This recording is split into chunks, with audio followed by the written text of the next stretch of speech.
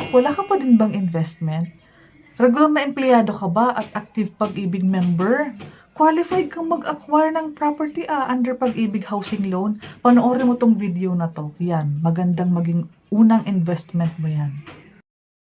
Meron tayong mga projects sa Cavite, sa Bulacan, sa Teresa Rizal na walang down payment. Bali, ang cash out lang sa ganitong bahay ay 10,000 for water, Meralco, and processing ng Pag-ibig. So, ito yung pinakamagandang offer sa mga pamilyang gustong magkaroon ng investment dahil wala nga naman ibang malaking hulog ng equity or ng down payment or ng gastos. Livable na ang space. Alam mo, kapag ito na-acquire mo, at nakuha mo yung susi, pwede mo na siyang paupahan. Doon papasok yung investment side. Dahil nga wala kang mang masyadong gastos, di ba? Hindi ka naman bumili ng lupa. Hindi ka nagpatayo ng bahay. Pero, nag-avail ka ng isang unit under